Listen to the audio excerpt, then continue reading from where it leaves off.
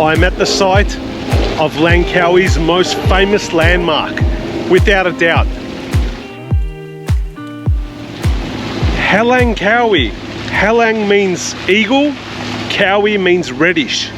And in today's terms, that translates to Langkawi, eagle, reddish. There it is, the all-protective, all-seeing, all-knowledgeable, wise eagle that towers over Langkawi's shoreline. There it is right there, always watching you. If you look at the eye, it's always looking at you, no matter where you stand around here on the shoreline. Apparently it's about 4 stories high, and it sits here as a protector of Langkawi. Wow, I wish we also had one in Melbourne. What if we had a big kangaroo that was the all-seeing, all-protector of Victoria and Melbourne, that was also 4 stories high? I wonder if that would become a tourist attraction. Australia does have a tendency to have big pineapples, big sheep, big products, big prawn. I think we also have all in the outback somewhere or along in the small country towns to attract tourism, but we don't have a big kangaroo, not that I know of anyway. But the eagle stands tall here, looking across the shoreline, and that's where I was before, at the Maha Tower, which is directly opposite from the eagle.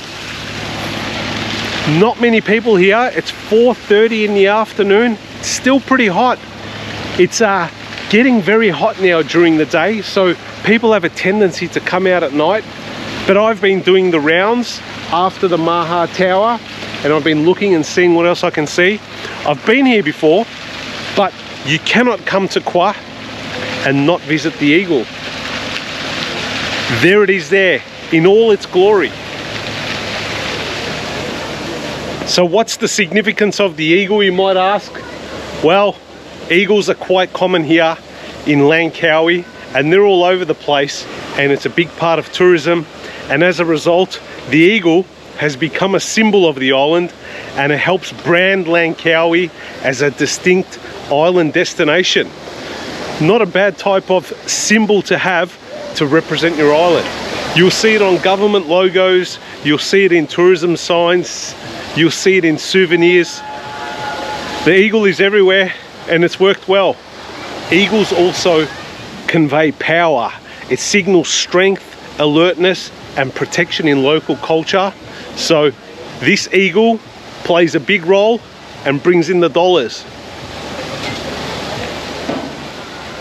I'm not sure how common this is, but there is some real sea eagles towering above us, just up there, over the statue.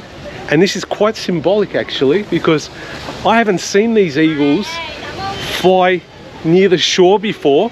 I've only been here once or twice before. So the fact that we have sea eagles flying over near the statue itself, this is amazing. This is really symbolic.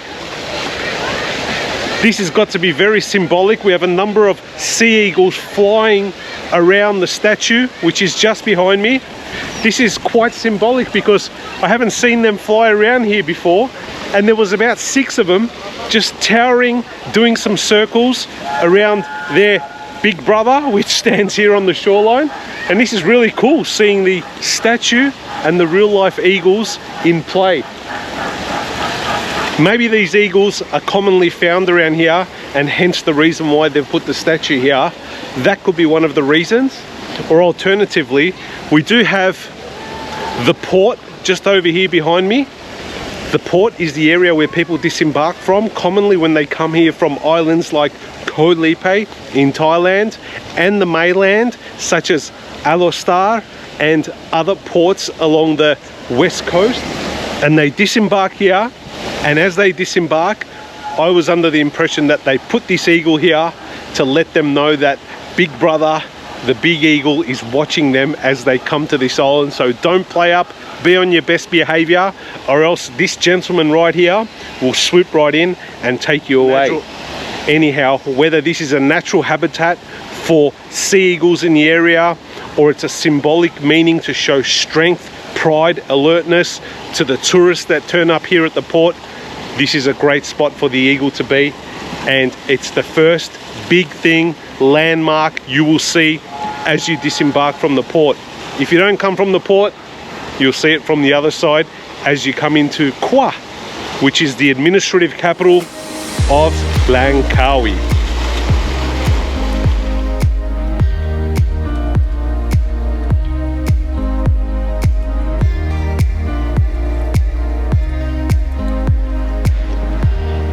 I'm walking through Legenda Park, and this is right next to the Dataran Lang sea eagle, which sits facing the port and the open seas here in Kuah.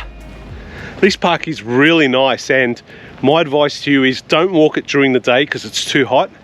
I'm walking it now in the early evening. It's about 5 o'clock, and it's really nice now. It's still a bit warm in the sun, but these trees are providing some good cover. And this park is really big. It's built on reclaimed land, and it's about 50 hectares in size. Definitely a nice place to kind of come and check out, go for a walk in the evening. Maybe if you've got a bike, you can ride through and have a look at all the different sculptures.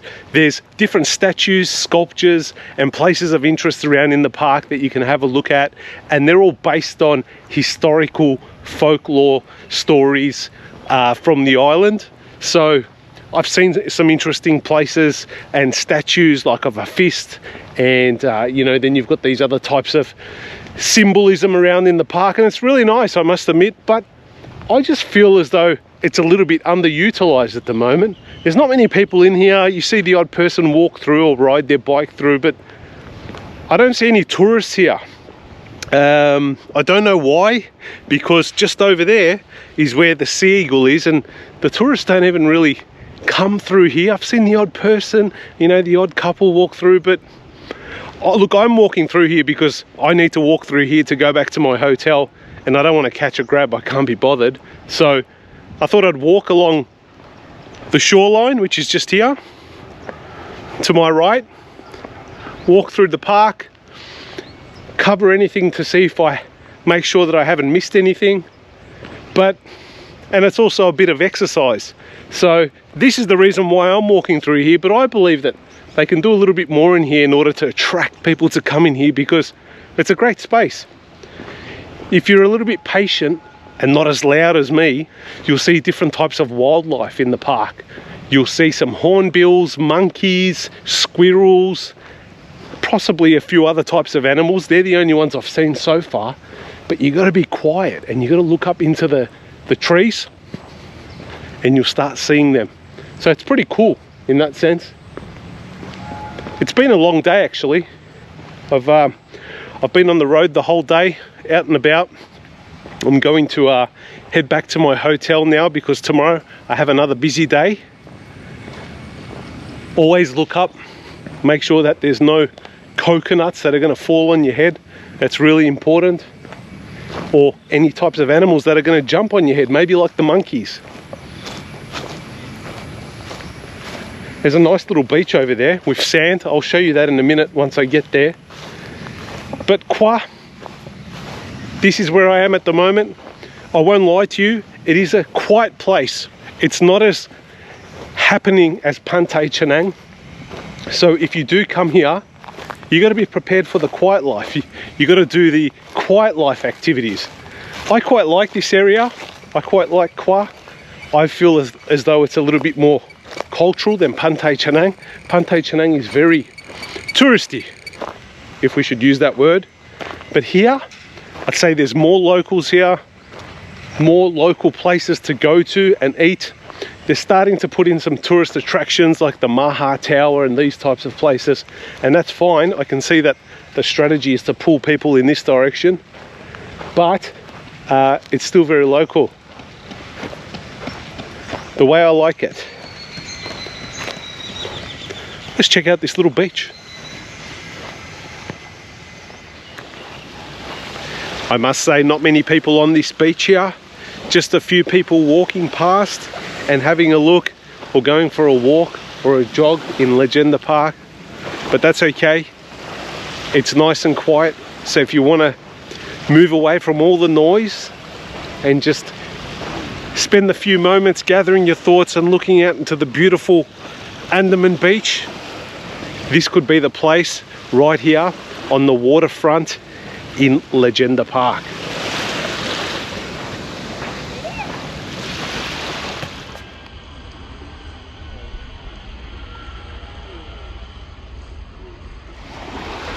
Well, here's another part of the world where I've left my tracks as I head over this white sand and little secluded beach.